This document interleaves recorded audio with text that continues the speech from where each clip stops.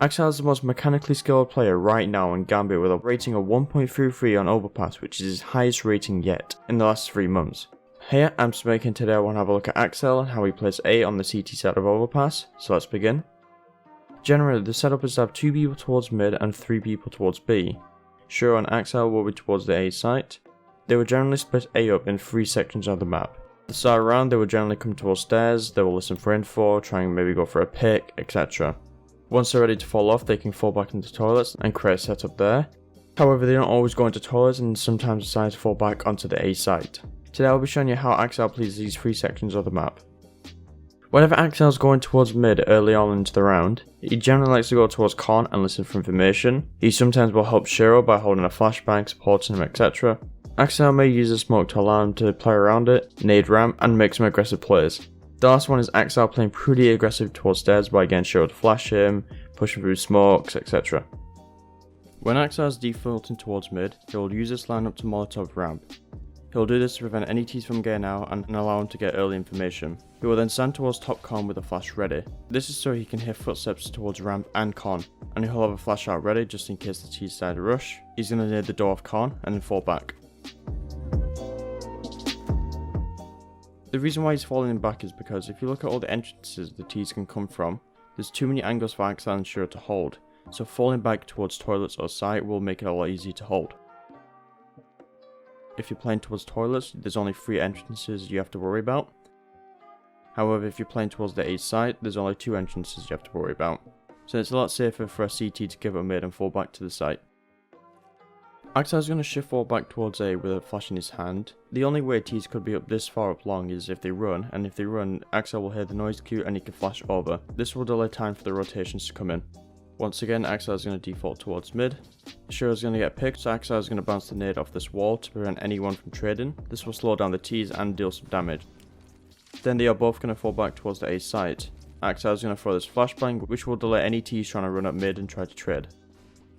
We can see Ax1le doing a similar thing. He's towards top con, he has a nade out and he's listening for information. He hears the T's running up mid, so he's going to fall back a bit, run through it. The purpose of this nade is to try and slow down the T's and deal a lot of damage to them.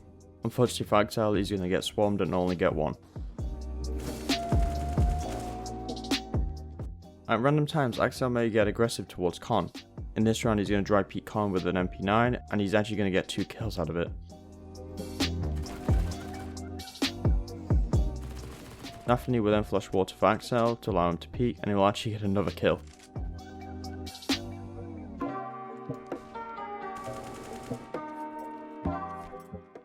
In this round, Ax1le is going to throw his normal Molotov, except this time he's going to support Shiro.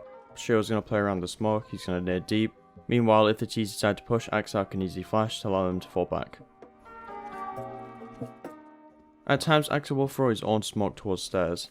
He does this because he wants to play around it, get information, look for picks, and deal some nade damage.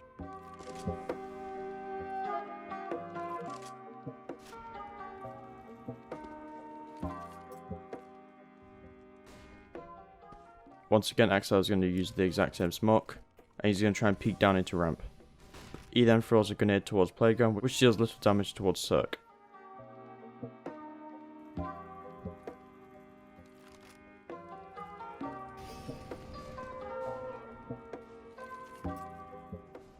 Ax1le has some aggressive plays he likes to do.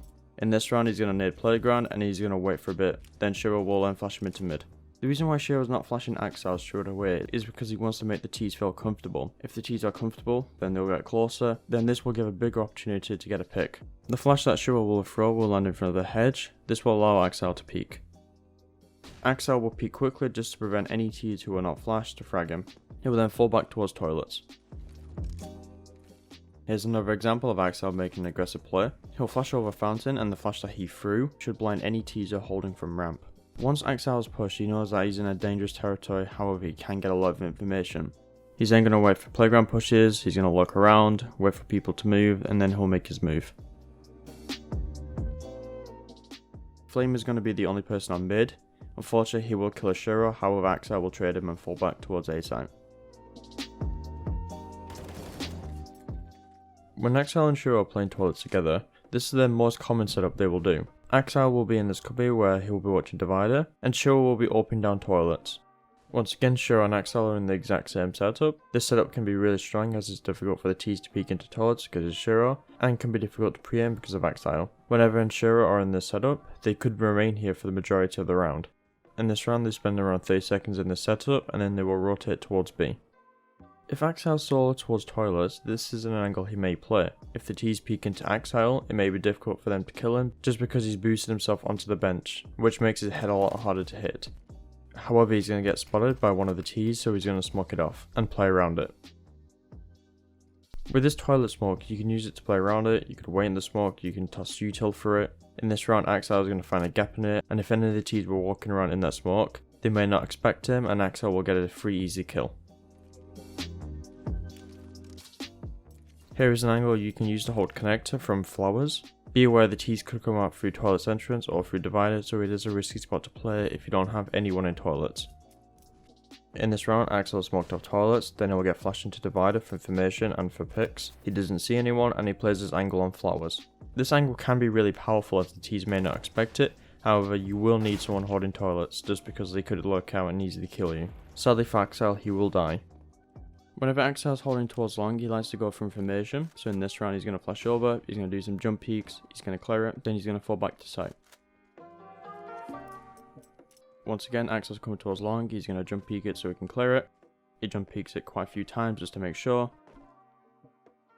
Then once he's ready, he's going to play in this angle here.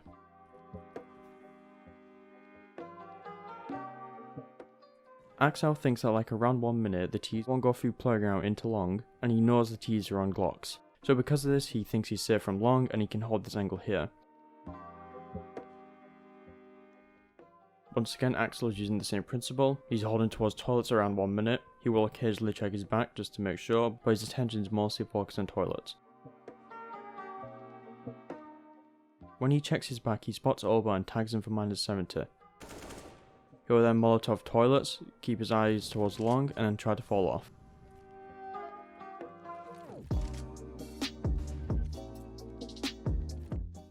Ax1le and Shiro are both on long this round. Shiro's looking towards deep long, while Ax1le's towards his cubby, looking towards long as well.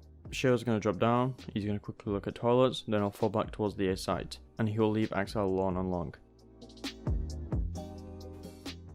Ax1le wants to push and get some information, so because of this he's going to flank mid through long. This will result in Ax1le getting a double kill on Cirque and Miku. In this round, Ax1le is playing towards long and the T's are executing onto the A bomb site. Ax1le can support Shiro by throwing a flashbang above his head. Even though this will blind Shiro, Gambit will manage to hold the A bomb site. Whenever Ax1le is playing towards site, he likes to play next to this sign. In this spot it can be easy for Ax1le to hold the stairs push, and if needed to, he can always peek into long, since it's close. EG are going to aggress onto the A site. Ax1le will kill Breezy and then he'll fall off back to long, and thinks about putting down his smoke. He will try to take another find to stand his low, however will lose it. If Ax1le actually put down his smoke, it would be really hard for EG to defend the afterplan just because they haven't got long control. Once again, Ax1le is playing towards the sign, he's going to get a flash and he will lose the fight to Oba. Another angle that I've seen Ax1le hold is this angle here next to long. In this round, Ax1le was hiding behind the corner, then he decides to peek up long for around 20 seconds, then he'll decide to fall back. He will then decide to smoke off long at 30 seconds, which is really powerful, just because if the T's were forced to execute onto the A bomb site, they'll be forced to go through that smoke.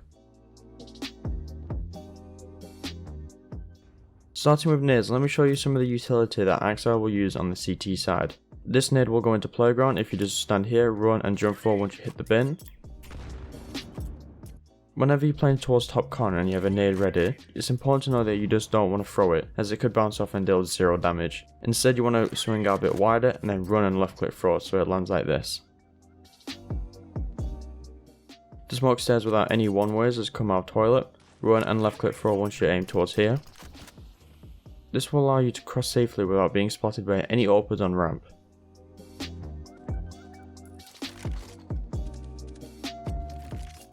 You can also use this smoke as cover to allow you to throw some nades.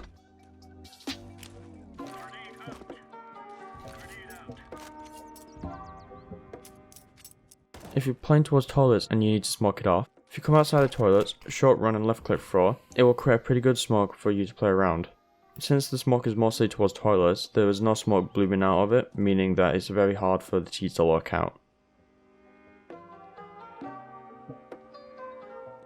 To mortar ramp, just come towards this corner, aim under this flower, then hold W and jump forward once you hit the bench. This molly will land pretty deep into ramp, making it a lot harder for opens to peek into mid. Here's the flash that Shura used when Ax1le was playing aggressive towards mid. Let's come over to these toilets entrance, aim above the grass and then jump throw. This flash is really good as the CTs won't get blind, and the T should be blind if they're holding from ramp. After watching a numerous amount of Ax1le demos, in my opinion I've seen he's quite prepared, as at the start of the round he's usually quite ready with his utility. If the T's push he can flash or near them, he has a flash out where if the T's rush up long he can easily flash and delay them. He's really aggressive as he's consistently pushing into areas of the maps for picks, plays and information. Lastly, I've noticed that he's a bit of an info hunter. He will try to collect information for his team by listening for footsteps, jump peeking, pushing into areas to make sure that his team has the correct rotations. When looking at the map zone tool on LAKEY, we can see Ax1le spends around 50% of his time towards mid, 27% in or near toilets, and 15% on site or long. His other percentages around the map are based on his rotations, helping the B site, retaking the B site, other pushes around mid or ramp. If you have any plays you want me to look at next, feel free to put it in the comments below and I'll have a look. If you want more breakdowns for myself, feel free to check me out in the description below, Smirkydoor. Big thank you for LAKEY for having me. Thanks for watching, see you in a bit.